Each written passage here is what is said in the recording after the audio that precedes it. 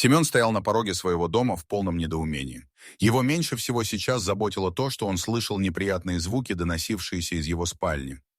Жена явно была не одна. Но он сейчас думал только о Терри. Где она сейчас? Что с ней? У Семена в голове все как-то странно зашумело и поплыло. Он вошел в спальню и молча встал в дверях. «Вот значит как». Это была единственная фраза Семена. Мужика он выкинул из квартиры так, что тот кубарем скатился с лестницы. С женой хотел поступить так же, но побрезговал. Зато все ее вещи с удовольствием вышвырнул из квартиры. «Пошла вон, увижу, пожалеешь, на развод подам сам». Только это он и сумел выговорить на прощание. Пил он неделю, а потом понял, что сойдет с ума, потому что постоянно мерещилась Тера. Сейчас он думал только об одном. А может, она жива? Только эта мысль и заставила его выйти из запоя. Он завел машину и ездил в том районе, где избавился от Теры.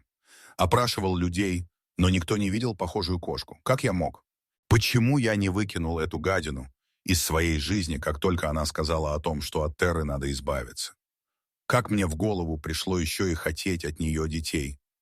Я из-за нее стал предателем. Он долго обдумывал эту мысль, а потом понял, что нет, не из-за нее. Всю жизнь, сколько он себя помнил, у него было две мечты. Он хотел крепкую дружную семью с кучей ребятишек и кошку. Кошки всегда были в жизни Семена, а вот с крепкой дружной семьей никак не получалось. Вот и сейчас его третий брак рассыпался, а в итоге у него теперь не было ни кошки, ни детей.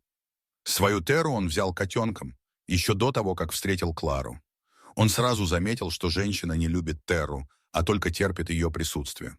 Надо было еще тогда все оценить и понять, с кем он решил связать свою жизнь, но он был как в тумане, как будто его околдовали.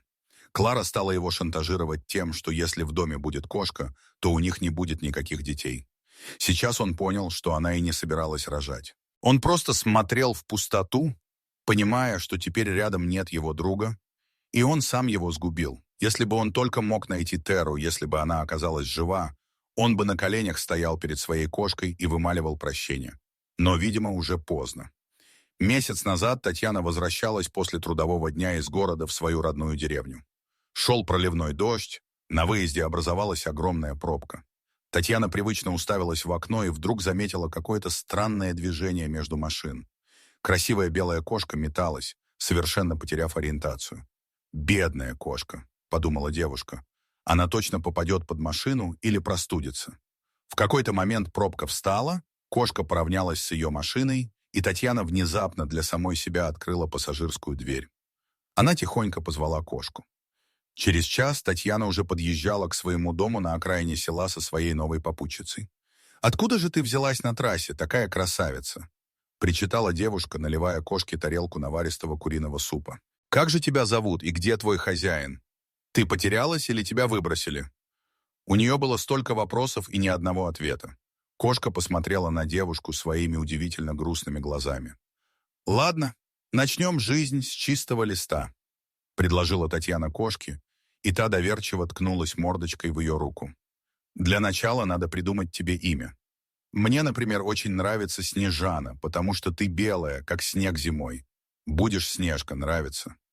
И кошка снова потерлась о свою новую подругу. «Значит, нравится», — заключила Татьяна. «Я работаю в городе, поэтому рано утром уезжаю, а поздно вечером возвращаюсь. Так что придется тебе ждать меня каждый день с работы. Но я обещаю тебе привозить за это что-нибудь вкусненькое. А выходные мы обязательно будем проводить вместе. Будешь бегать по дому, валяться на солнышке и наслаждаться жизнью. Согласна?» И в знак согласия Снежка еще раз потерлась о хозяйку. Уже прошло 3 месяца с того момента, как Семен высадил Теру на трассе. На работе начальник смотрел на совершенно измученного мужчину, а выяснив, что тот застал жену с другим, сказал оформить ему месячный отпуск. «Поезжай куда-нибудь за город, побудь на свежем воздухе, вдохни чистоту и красоту природы. Вот тебе ключи от моей дачи. Ты только не вздумай глупости делать», — предупредил он. Начальник намекал на запой или суицид. «Да мне уж дальше глупить некуда, все, что мог, уже сделал», — безразлично кивнул Семен, взяв ключи. Татьяна проснулась рано утром. За окном начинался чудесный солнечный день. Такие дни в начале осени бывают часто. Небольшой туман еще покрывал поля. В ее планах было взять Снежку и отправиться в ближайший лес за грибами. Побродить не спеша, наслаждаясь природой. Ну, а если повезет, то и грибов набрать. Они вышли за калитку и по пустынной дороге, идущей через весь поселок, направились в сторону леса. Вдруг Снежка остановилась, напряглась и стала вдыхать носом воздух. Девушка натянула поводок, но кошка смотрела внимательно вдаль, где из тумана показалась фигура человека, медленно идущего навстречу.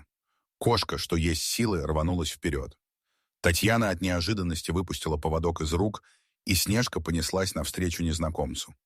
Девушка только видела, как человек опустился на колени перед кошкой и обнял ее. «Вы что делаете?» Только и смогла сказать девушка, приблизившись к этому странному мужчине.